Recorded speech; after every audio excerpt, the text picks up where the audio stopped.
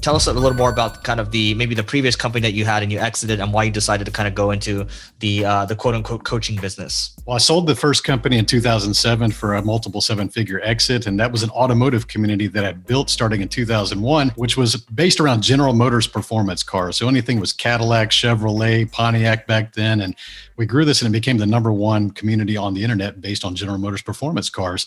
So it grew to over 300,000 registered members, and I took that same business model and applied it to a performance trucks community called performancetrucks.net. We grew that same business model with the core values, the leadership, the team, the knowledge, the experience, and the network. And that one grew to over 280,000 registered members. So I was able to duplicate the process, but at heart, I'd say I'm a community builder at the massive scale. And that's what my superpower is. And nowadays, I just decided I got to come out of the shadows in 2015 after a near-death experience racing cars. And I decided that I needed to go make more impact and purpose in this world. And the best way for me to do so was talk about the things I have a lot of passion for, which is entrepreneurship, something that you have in common with. So what happened with that accident, and why do you think you had that perspective shift all of a sudden? Well, kind of going through this is that when I was in the middle of the race and I was approaching a concrete wall at 130 miles per hour, I really thought in that moment I was going to die. And I even said to myself, I still remember it clear as day, as I said, well, here I go. And obviously I survived. Spoiler alert, here I am still speaking. I'm not a ghost by any means right now being interviewed. And it just started to go through this period or series of questions in my mind. And the first one was, why am I still here? I mean, the car was literally destroyed and wheels were off the car and every single body panel in this car was caved in except for where I was sitting. And understanding that, it's like, man, I just survived a miraculous accident and I don't know why. And I started thinking about, what if I would have died tonight? And then the next question that leads to that is, how would I have been remembered? And then I started thinking about my friends who had passed away in recent years, maybe from the same thing, the cars and the motorcycle scene. It was always the same thing, Eric. It was always so-and-so was a nice guy, so-and-so, cool guy, nice cars, and really that is something that sounds superficial because I knew that it was more in me, more potential within me. And I was always been someone that's been a high achiever and trying to push myself, but I was really afraid of being on camera. I didn't like being interviewed. I had stage fright and all those insecurities that go along with that. So I just always made convenient excuses for not helping people on a massive scale. Because although I've helped former staff and friends build 7 to 9 figure companies of their own, they were always telling me, you should be doing this full time. You should be doing this full time. And I just avoided that. I said, I got a career. I got a kid. I got companies to run. I don't need to do that. I don't have time for that. But it was really just me avoiding that. But after that accident, I realized that this is what I was meant to do. And I need to go own that and become the right person to carry that story. Got it. And so, this is one random thought that just popped into my head. I mean, a lot of people go through, different moments, whether it's, maybe a racing accident, or it could be something else, right? Where it's like their life flashes before their eyes. And I'm just wondering if they're at one point, we can have that type of, this is just a totally random thought. You go through VR and you almost go for that experience to see what you would think in that moment, just to pull that insight out, right? What are your thoughts on that? Because this is a totally random idea. I mean, I think that, we've seen some of the VR type games really make people like fall over and actually like freak out. We've seen people like get scared. You've seen the videos that crack me up, but it's almost like it becomes so real that they don't even know that they're conscious anymore. Yeah, because there's a wiring that just happened in your mind at that moment to get you to really think about that, right? So I'm just wondering if we can somehow do that without putting people at risk. And it's just to me, it's like a little program that you can add into your head and then change you a little bit. But anyway, we'll leave that alone for right now. When you build that, let me know. Idea, we can get into that.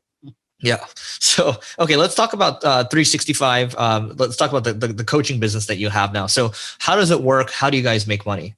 So I think that the coaching for me, like I said, I've been privately coaching people for 15 years, got excellent results. So I had the confidence in the process and repeatability from my own experience, but I also got to see from the sidelines. I was watching a lot of people just coaching that never achieved anything in their lives. Maybe they become successful just by coaching people to coach. And I always thought, I'm a very kind of a high level skepticism type thing. I built companies, exited those, like you said. And I said, there needs to be more people out there doing things based on the experience they have, just like you have and the people that you surround yourself with, Eric. You guys have accomplished things before you decided to go out and coach things or write books about things. And I find that although I love that people have the heart and they want to mentor people and they want to coach people, I think that's a great characteristic to have. They should still go demonstrate their their abilities and get some success and results before they step into the coaching arena. And I think that out there's too many people out there doing things that they haven't achieved before. And so I decided, you know what, this is the best way I'm going to go serve, is just by teaching the people to do what I've achieved and helped other people achieve. And that's what I'm doing. And I think with the 365 Driven, it's more of an entrepreneurship society that I'm growing, because I'm a community builder at heart. I want to build a movement at entrepreneurship. I'm going to scale this out to millions of people. I try to not make it a transactional relationship for people. I try not to make maximum profit on everybody I meet. I want a lifetime value. I want to build something that's going to be some people are being proud of being a member of. And we have that community. It's about 3,800 members right now, and it's growing and it's growing. And the content all kind of feeds into that. All the social media, the podcast, the books, all that kind of feeds into the knowledge base. People like yourself, you've been on the show as well, and you contribute your knowledge to the audience. And that's what I love about this business. Cool. And so how do you guys make money exactly? And then what kind of numbers can you share around the business? Whatever you're comfortable sharing, growth rates, employees, revenues. But yeah, first, how much do people have to pay to get into this community?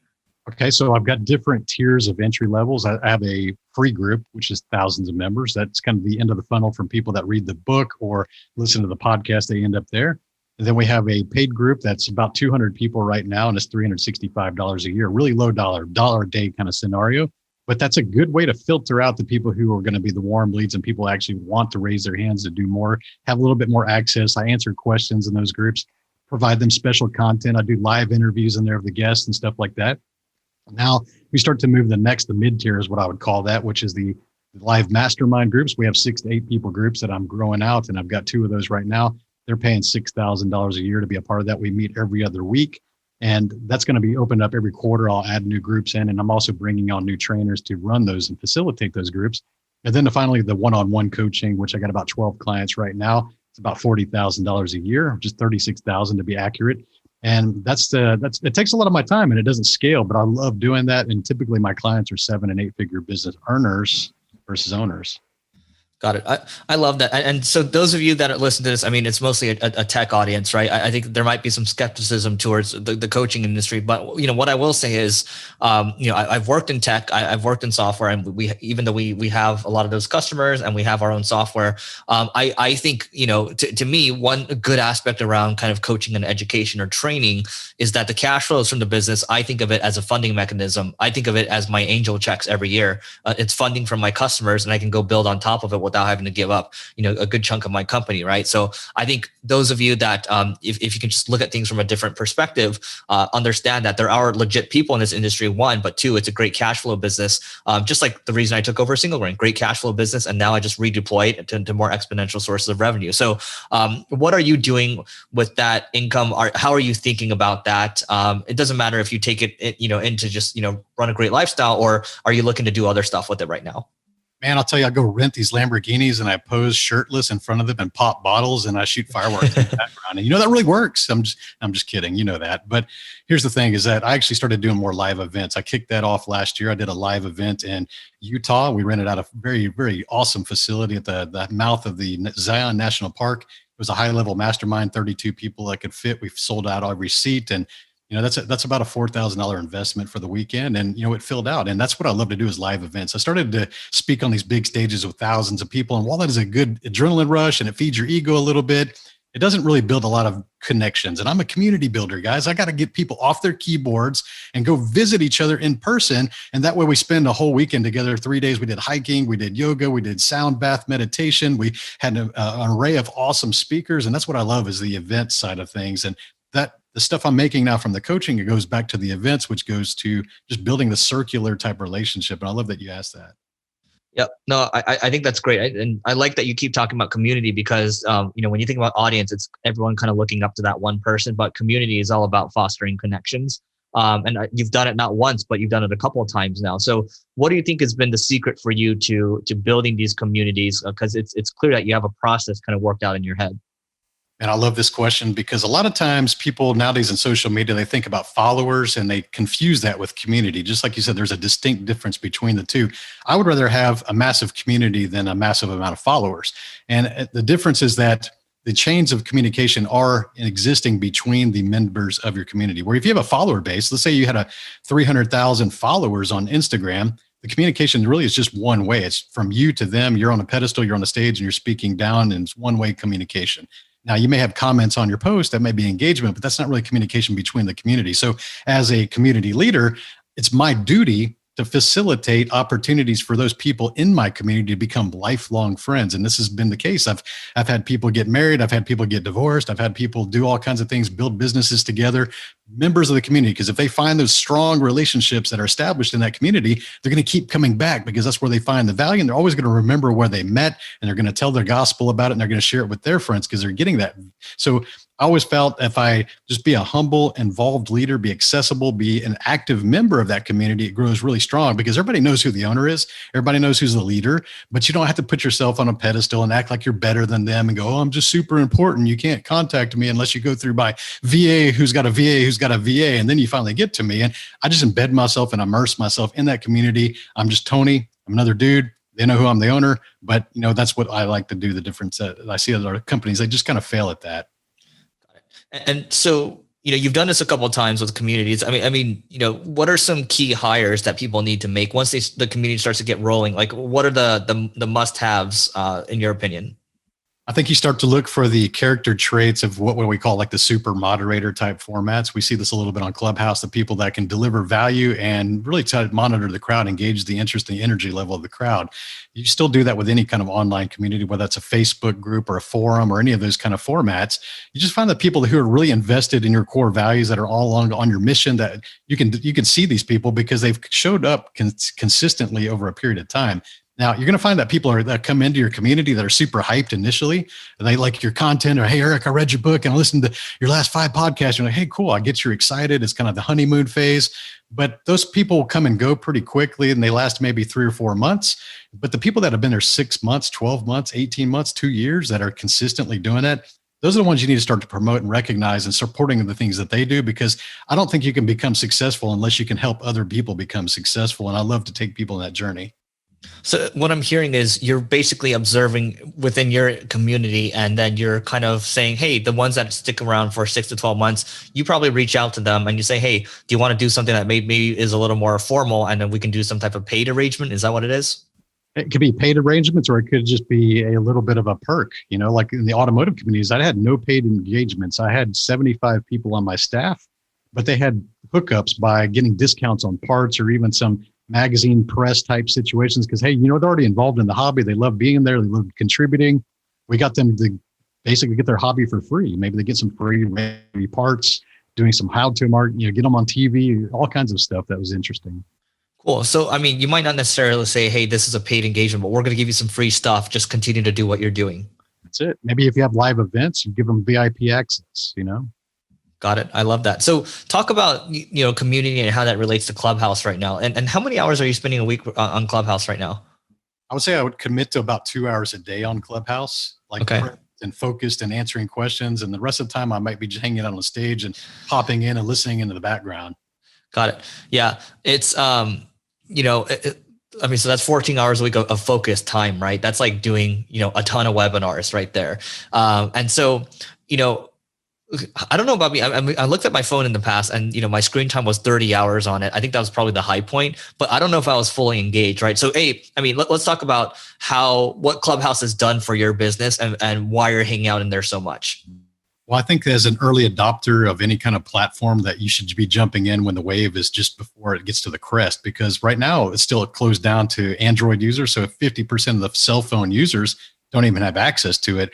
And we're starting to build a lot of followers in there. You and I are like 20 something thousand plus, and we've only been there a month and a half, 2 months at the tops. So you understand that we're getting a lot of momentum built, and we're starting to build some authority and a name for ourselves on a platform of people that we didn't even know. Like all the people we hanging out with, like today, you and I were in a room and we're hanging out with Rob with the orange head, I'll give him a shout out, but there's a lot of people in UK and the Australia sector that we weren't even familiar with. And we're hanging out with people globally in this platform, which is incredible because it's really opened up the world of the influencers and the business coaches and these people doing amazing things around the world, where you and I probably had mostly our focus in the United States just because we are inundated by those, and that's the people we surround ourselves with. So I think that I love the networking opportunities, and that's what most people miss. And I think that if you're going to use Clubhouse, you need to try to find ways to the stage. And if you can't get yourself on the stage, you need to go create your own rooms and build your own stage, because you don't gain a lot from just being a spectator if you're trying to build your audience. Yeah, it's tough. I mean, you can definitely farm followers and just sit there, and I've done that, but it's not as much as, speaking and actually being active. I think that's how you truly build relationships, when people can get a sense of whether they want to know, like, or trust you. And so, with Clubhouse, I mean, what has it done for your business? Because I think for people in the coaching sector, they definitely get it feels like they definitely get value from it. I can speak for me. The real value I got was the relationships, and the book launched yesterday. I got on 40 podcasts. It wasn't like I was asking for it, but I don't have a coaching funnel to put people through, right? So in terms of business value, probably not much, but relationship value off the charts. And then the podcast, it was kind of an additional benefit.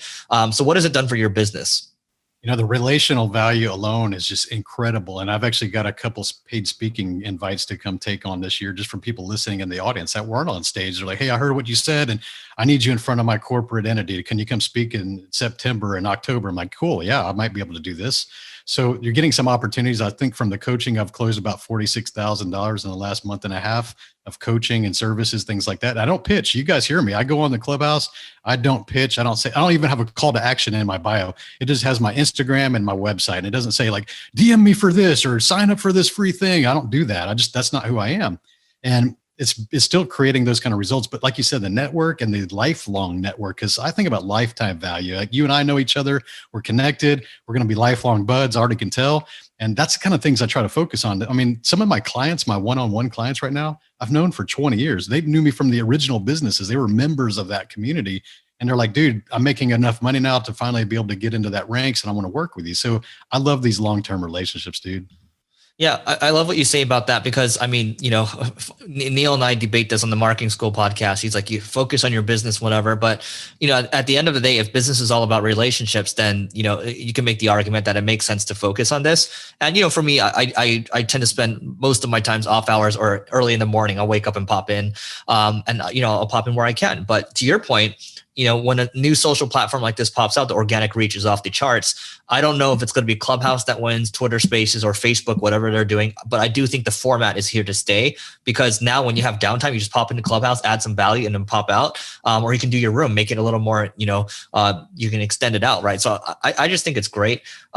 So I think that's amazing too. You mentioned $46,000, and these paid speaking gigs too. So there is monetary value, but to Tony's point, not trying to focus on a monetary value, understanding that it is the long game, and that these relationship value is going to be worth a lot more.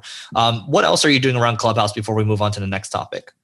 And I think about Clubhouse is that I like the groups, and I like to also support the people in my community. So I actually will go create a room once a week on Saturday evenings that I just invite people that are inside my paid community to come be on the stage, because they don't always get the opportunities to be on the big stages like you and I, because of the network we built from our podcast and the content we've created out there. And I get that there's a slight unfair advantage. So I create a safe place for them to come out and contribute, get some courage and get some experience and get some reps and start to build their notoriety. And they love that, because it's like, hey, dude, we got this guy as a leader, and he's like, he could be in the big room right now, but he's supporting us. And I love to give back like that.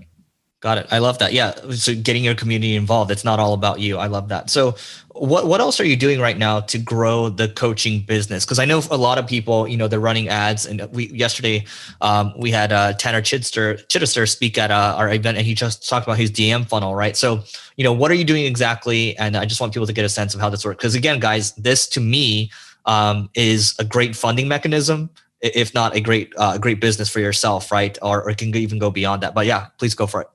I think we actually just started running ads 2 weeks ago. Actually, I created a 1-hour webinar on how to get followers on Clubhouse, because that's the buzzing trend. You got to stay where the energy's at. And I had 5,000 followers in the first week. And I said, you know what, I'm going to do a webinar on how I got 5,000 followers in the 5 days, and at 3 different tiers of how to get those followers. And some of them was, like you said, camping on the big stages. Some of them was multi-device. Some of them was just learning how to be a better speaker and having the courage to raise your hand and say, drop value. And, we're in a room this morning with about 1,700 people in the room.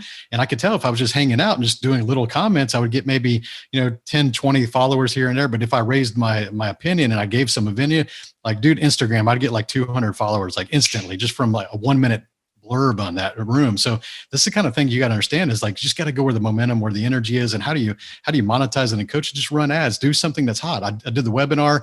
It's selling for $37 and we're only spending $6 on an enrollment. So that's a $31 net on just a simple webinar that's a hot, relevant topic of the time. That's fantastic. And you know, like one thing I noticed with Clubhouse, this is interesting. The people that are long-winded actually win, right? So in my personality test, there's a print survey. For me, this is just how I'm wired. I actually can't stand long-winded people. It's just me, right? So you see the way I talk, I try to keep it very succinct. But that's actually not good in Clubhouse. The people that have the monologues, those are the ones that gain the most followers. That's what I've seen. I don't know about you. Yeah, I agree. And I think that though, I've kind of grown a little bit tired of some of those millionaire type mindset rooms. Oh yeah. Because people hog up the microphone, because there'll be like 60 of us on the stage. You and I will be like winking at each other on the stage, but there's like 4 people talking the entire time. Like, do they not recognize that they have that level of self-awareness that there's other people on that stage that have far more expertise in the subject that's being asked, but they got to have their ego put in the way and just keep talking and keep talking. It's like drives me nuts. And I think the audience kind of senses that as well. I mean, I think, look, it's, and I've talked about this in other rooms. So I'll hop into other rooms. I think, look, there's good things to learn from affiliate and internet marketers, and there's good things to learn from tech people as well. And so what I found from the, internet marketing world, affiliate marketing world, which is in my early career, that's kind of what I grew up in. I understood that, hey, it's all about me, short-term profits. It's about the Lamborghinis. Look at me, right? And that actually translates to on stage where they just can't stop talking about themselves, right? It's not about serving. So, to your point, I think those people eventually get exposed, and we've seen this happen actually. And so, you and I aren't really in those rooms anymore. And so, again, I mean, I think at the end of the day, you can throw your own rooms. There's going to be some misinformation. This is like real life, right? And then hopefully you get to choose, the right people that you get your information from. So yeah, one thing I would point out is that a lot of times there's conversations going on in the backgrounds and the DMs and Instagram, and you may see that there's a dozen of us on stage, but a lot of times we're in the back doing a group chat, having a conversation in the background while someone's speaking, and we're, hey, that's a good tip, or hey, you should expand here, or hey, keep it short, or we're having this commentary going in the background. And if you want to get on those stages, you create the DM culture. You have to be willing to raise your hand and go, hey, I see you're on the stage. I got these things that I would like to bullet point out there, and I could add some value to the thing. Would you invite me to the stage? So go, don't be shy. If you're shy, you'll never get the answer is always no if you don't ask, right? It's huge. Yeah, absolutely. It's asking. And by the way, what I'll say is, my behavior previously was I would actually never engage with people on Instagram. People would DM me. There's just too much. I wouldn't I'm not saying I get thousands of messages a day. I'm just like, but now I find myself engaging more. I find myself DMing people a lot more. So I'm engaging a lot more by default from Clubhouse because I've invested so much time. And so look, Tony and I are talking a lot about Clubhouse right now, but the overarching thing here is that it's just building relationships, right? Do you want to add anything else before we move on? No, let's roll. Cool. So on the, what do you think is your grand mission, right? You have a lot of stuff going on. You've got the mastermind, you've got the free stuff, you've got you've got the paid coaching, you got the live events. I'm assuming the masterminds are at the highest price point. What are you trying to do with this long term? Are you trying to keep it? What is the mission here? Yeah, I'm trying to keep this. This is going to be my legacy business. And I think that I bring a lot to the world of just teaching people confidence and business principles and just having really strong core values and ethics and trying to be well-rounded. I don't believe in the whole 24/7 hustle and grind. I did that in a period of my life when I was in university and I was working 3 jobs and broke and stressed out and high anxiety and suffering grades and relationships. So even the cornerstones of my show are health, wealth, mindset, and relationships. So I'm looking for entrepreneurs who try to excel at all areas of their life. And I don't believe in the whole work-life balance. I think that kind of shifts depending on the workload or what's involved in the projects. Sometimes you're front heavy to build that time on the back end. So I just kind of try to help people become better individuals. I love that. And so I do want to talk, obviously, those that can see the video right now, 365 driven, driven, that's one piece of racing and you have a wheel, right? So what has racing or cars in general taught you about kind of life and business? Man, I think that the cars for me is an adrenaline fix. I've always been the stunt kid. I was the kid that would put the extra bricks under the wood ramp and convince my friends to lay in front of it and jump over as many as I can without hitting the last guy sometimes. But I was always that stunt kid, and I was always the thinking about adrenaline. And so for me, driving over 200 miles per hour and cars with over thousands of horsepower at the rear wheels, I enjoy that part. And it made me very competitive. I also used to be a competitive 9-ball billiard champion in university. So I got the mindset from when I was young. I was 18 to 22, and I was going against people in their 40s and 50s and 60s that had really strong mindsets in a competitive range. And I got to be able to compete at a high level against those people and learn a lot about mindset early in my age, which helped me in my corporate career and entrepreneurship and navigating all different things. So I've had a lot of mindset mentors along the way and just doing things. And I think that, the cars is just an adrenaline fix to me. And I just love cars. I don't know why. I was the kid that would draw cars in the back of my coloring books instead of coloring in the book. So that's who I've always been. I love it. It's kind of like it's what I got from gaming, you got from racing and cars and adrenaline. I love that. And I'll just call it pool because I can't even say billiards. But so working towards wrapping up here, what do you think would be your favorite business book that you'd recommend to everyone here? Oh, wow. Mine, obviously that one changed my life, Side Hustle Millionaire. But I would say that business books, man, that's a tough one. I've read so many. I've kind of finished a book a month. I'm going to pitch your book, dude. That's the love I'm going to give you. So the Leveling Up book right here, Eric, this just showed up in my box last night. Thank you for putting this out. I can't wait to get into it, man. I appreciate that. Usually, so I'm still going to push you on getting one business book in. It could be the first one that comes to mind, right? Like everyone on the podcast says the hard thing about hard things. You can even just stare at your library over there and just give the audience one. Okay. I'll pull up my list real quick. I keep them all on my Amazon verified account. I would say that outside of business, I think communication is key. I'd say my favorite book would be Dale Carnegie's How to Win Friends and Influence People in the Digital Age. It's a newer version of the original book, but it incorporates social media and email communication. So it's got a blue cover, but very, very powerful. I wish I would have read this when I was 16. I think it would have helped my life. And I think that the next business book, scrolling down, honestly, Grant Cardone's 10X rule for me. That's the number 10 on my list. And it's still on that list because it talks about just over delivering on your actions. And then if you come up short, you're still way ahead of what your original goal was. You know what they say? I mean, that was his first book, I think. They say your first book is usually your best one. I don't know. We'll see. You and I have a long way to go. I think that's his best.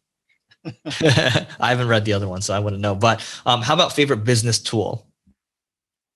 Oh man, I think that the simplest thing I use that most people have access to would be just the Gmail calendar. You'd be surprised how many people do not live on a day-to-day schedule. And I just have a Gmail calendar that's on my phone and it's on my computer, and all my Calendly links to it, all my Zooms link to it, everything links to that thing. And if you're struggling with anxiety out there in your business right now, understand that if you're probably not living a scheduled life, and every successful person I know knows exactly what they're doing, not even in the hourly, maybe 15-minute increments. I love it. Well, Tony, this has been great. What's the best way for people to find you online? Eric, it's been fun to be on your show, and I love to connect. And my website is 365driven.com. And from there, you'll find links to my book, my podcast, and all the social channels. And find us on Clubhouse and follow Eric and I. We'll show you some cool rooms to hang out in. All right, Tony, thanks so much for doing this. Thanks, Eric. Don't forget to check out the next video over there. Okay, over there. And before we go, open a new tab, levelingup.com, to learn more about the book. We may or may not have other goodies tied to this book. All right, levelingup.com in a new tab. You can check out the next video first in a new tab, and we'll see you later.